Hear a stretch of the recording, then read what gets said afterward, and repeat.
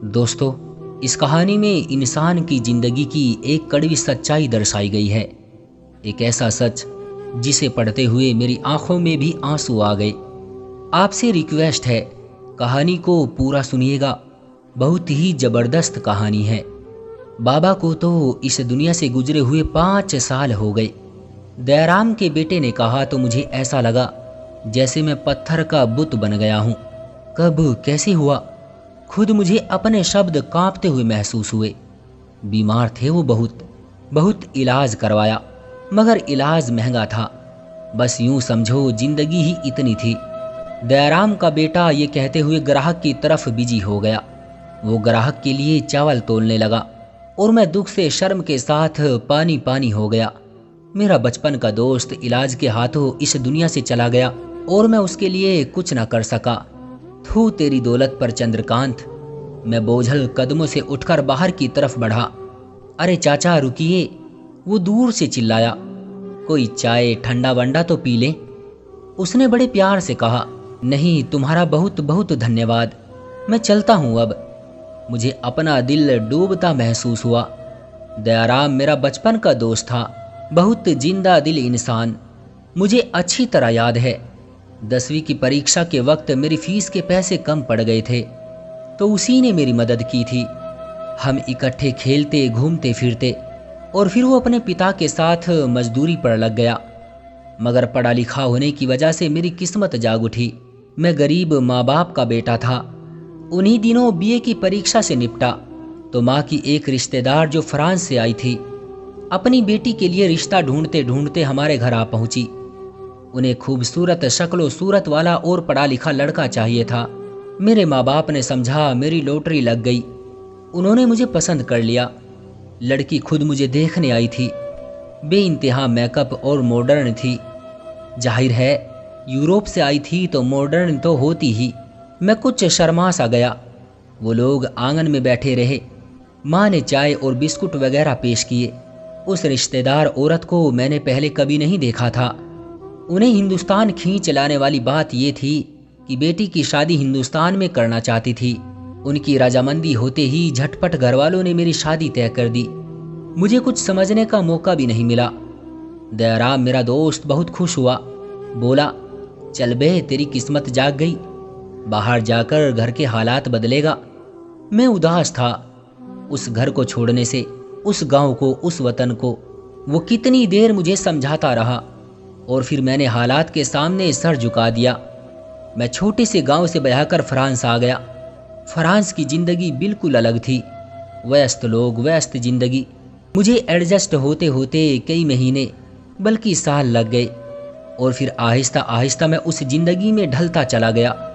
जिंदगी की सहूलियत देखी तो आंखें चकाचौंध हो गई। पहली कमाई में से कुछ रकम घर भेजी तो ढेरों आशीर्वाद समेटे। फिर यह हर बार का काम बन गया। मैं यही समझता रहा कि कुछ रुपये भेजकर मेरी जिम्मेदारी पूरी हो गई। कभी कभार खत लिख देता। फिर बाबा से कहकर मैंने घर में टेलीफोन लगवा लिया और माँ बाबा से बात शुरू हो गई। कई बार दयाराम का भी पूछा, मगर इतनी फुर्सत न मिलती कि उसे घर पर बुलवा कर बात कर लूं। फिर बाबा से भी बात कम कम होने लगी। पहला झटका उस वक्त लगा जब माँ की बीमारी की खबर मिली। फॉलिज का अटैक हुआ और साथ ही दिल पर असर पड़ा। उन्हीं दिनों में 2 नौकरियां कर रहा था। मेरी जिंदगी में रेमी के साथ साथ ननिहाल की भी बढ़ोतरी हो चुकी थी। सोफिया भी छोटी थी। रेमी भी काम छोड़कर बैठी थी। मैं चाहते हुए भी माँ के स्वर्गवासी होने पर हिंदुस्तान न जा सका। कई दिन रोता रहा, मगर मजबूरियां आड़े आ गई। बाबा को मजबूरी बताई तो दम साधे सुनते रहे। कोई बात नहीं बेटा, मैं जानता हूं तू मजबूर है। दयाराम का अफसोस वाला खत मिला। उसने पहली बार मुझे खत लिखा था। शायद बाबा से मेरा पता लगा लिया हो। उसका खत पाकर दिल को सुकून मिला। सोचा जवाब जरूर लिखूंगा, मगर सोच ही रही और खत लिखने का वक्त ही नहीं मिला। वक्त गुजरता रहा। बाबा की तबीयत खराब रहने लगी थी। सोचा इस बार भूल नहीं होगी, जरूर जाऊंगा। ताया ने फोन पर आने को कहा था। बेटा एक बार बाप से मिलने आजा, फिर शायद मौका न मिले। दिल जैसे किसी ने मुट्ठी में जकड़ लिया। फौरन हिंदुस्तान पहुंचा। बाबा शायद मेरी राह देख रहे थे, मुझसे मिले और चंद ही दिनों में वो भी स्वर्गवासी हो गए। दयाराम उन दिनों बीमार था। मुलाकात हुई, तड़पती सी आवाज में बोल रहा था। मेरे माँ बाप का बहुत अफसोस कर रहा था। मुझे अपने गम में ये पूछना तक याद नहीं रहा कि उसके घर में कौन कौन था, माँ बाप, पत्नी, बच्चे सभी कैसे हैं। बस फिर मैं हिंदुस्तान से फ्रांस वापस आ गया। दयाराम से माँ बाप के अलावा वापसी पर मुलाकात ना हो सकी। अब लगता था हिंदुस्तान में कुछ रहा ही नहीं। गांव, दोस्त, गलियां सब भूल गए।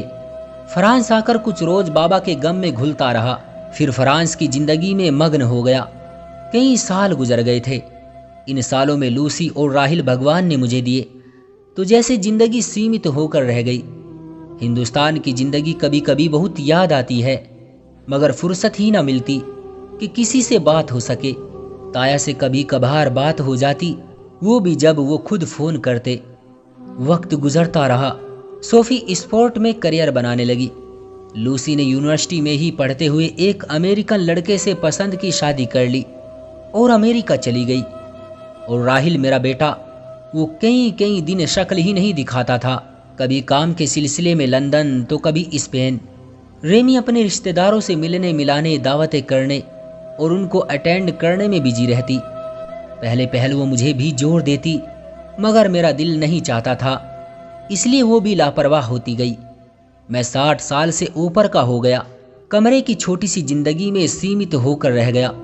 कभी जो राहिल आता तो उससे गिला करता कि बाप के लिए भी तेरे पास वक्त नहीं, तो वो हंसकर कहता, dad, my career, my future, मेरा भविष्य ही मेरा सब कुछ है। मैं दिल मोड़ कर रह जाता। रेमी हिंदुस्तान चले, एक दिन मैंने कहा तो वो हैरत से मुझे देखने लगी। क्यों, कौन है वहां? मेरे माँ बाप, मेरे दोस्त, रिश्तेदार। इतना कहना था कि वो कह कहा लगाकर हंसते हुए बोली, ओह, उनसे तो तुम बहुत पहले छूट आए थे। मेरे सवाल का जवाब दो। मैंने मिन्नतें की तो वो बोली, सॉरी, मेरे पास तो वक्त नहीं है। तुम जाना चाहते हो तो चले जाओ, थोड़ा चेंज हो जाओगे। इतना कहकर वो उठकर चली गई और मैं उसे जाते देखता रह गया। मैं गुजरे लम्हे याद करके उदास होने लगा। मैं जरूर जाऊंगा हिंदुस्तान। वहाँ मेरे माँ बाप की समाधियाँ हैं, वहाँ मेरे दोस्त हैं, मोहल्ले, गांव के लोग। मैंने ट्रैवल एजेंसी का रास्ता पकड़ा और हिंदुस्तान की टिकट कटाई और तैयारी करने लगा। रेमी, राहिल, किसी ने सवाल नहीं किया। सबने ऐसे रिएक्ट किया जैसे कोई बात ही ना हो। मैं अपना बैग तैयार करके हिंदुस्तान के लिए उड़ान पकड़ने वाला था। किसी के पास वक्त नहीं था कि मुझे एयरपोर्ट तक ही छोड़ने आ जाता। हिंदुस्तान आया तो पता चला ताया तो बेचारे बहुत बूढ़े हो चुके थे, किसी को पहचानते भी नहीं थे, बिस्तर पर लग गए थे। ताया का बेटा गांव छोड़कर जा चुका था, पता नहीं कहाँ, किसी को पता नहीं था। उसके बच्चे शहर चले गए तो उसे भी अपने साथ ले गए। दयाराम का ख्याल आया तो पता चला वो भी गांव छोड़ चुका था, किसी पास के गांव में था। पता करते करते सही पते पर जा पहुंचा। उसके बेटे की छोटी सी किराने की दुकान थी। उसकी मौत का पता चला तो दिल खून के आंसू रोने लगा। बोझल कदमों से वापस अपने गांव आ गया। वही गलियां, बस लोग बदल गए थे। मुझे पहचानने वाले बहुत कम थे, कुछ बुजुर्ग, मेरे दूर के रिश्तेदार, मगर कोई बीमार था तो कोई लाचार, अक्सर मौत की आगोश में सो चुके थे। मैं फटी फटी आंखों से गांव के उन रास्तों को देखता जहां हम कभी खेला करते थे। आज वो गलियां, रास्ते सब उदास थे। शमशान घाट पहुंचा जहां सभी राख के ढेर हो चुके थे। दयाराम की राख भी उसी शमशान घाट में कहीं गुम होकर रह गई। भगवान से उन सब के लिए प्रार्थना की। दयाराम की वसीयत थी कि उसका अंतिम संस्कार उसी के गांव के शमशान घाट में किया जाए। उसकी वसीयत पर उसका अंतिम संस्कार उसी के गांव में किया गया था। मैं कितनी देर किसी की राख के ढेर के पास बैठकर फूट फूट कर रोता रहा। खामोश शमशान घाट में उदास और बेरंग मिट्टी को घूरता रहा। मैं उठा और बोझल कदमों से शमशान घाट से निकल आया। कुछ बच्चे रास्ते में खेल रहे थे। मुझे अपना वक्त याद आने लगा। गरीबी थी, मगर कितना अच्छा वक्त था। दोस्त, माँ बाप सभी पास थे। मगर आज उन रास्तों पर धूल के सिवा कुछ न था।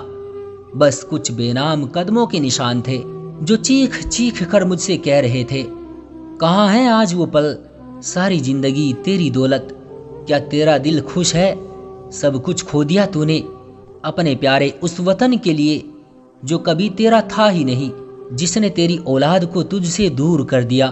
तेरी मंजिल कहाँ है, जाकर सुकून तलाश कर, अगर कहीं मिल सके। तो मैंने मुड़कर देखा और शमशान घाट की तरफ देखकर दिल में तड़प कर बोला कि यही तो थी मेरी मंजिल, यही मेरा सुकून है। जहाँ मेरे अपने थे मैं पता नहीं कहाँ भटक रहा था। कुछ देर यूं ही खड़ा सोचता रहा और फिर ताया के घर चल पड़ा ताकि उस आखिरी इंसान के पास कुछ वक्त गुजार सकूं और फिर अपनी वसीयत लिख सकूं कि मुझे फ्रांस के बजाय इस मिट्टी में राख बनाकर समर्पित किया जाए, वरना शायद मेरी आत्मा हमेशा बेकरार होकर भटकती रहेगी। तो दोस्तों, ये थी हमारी आज की कहानी। आपका क्या कहना है इस कहानी के बारे में? कमेंट करके हमें ज़रूर बताएं। वीडियो को लाइक कर दीजिए और इसी तरह की कहानियाँ लगातार देखने के लिए चैनल को सब्सक्राइब करके घंटी को दबाकर ऑल पर सेट कर लीजिए ताकि आने वाली वीडियो का नोटिफिकेशन आपके पास तुरंत पहुँचे।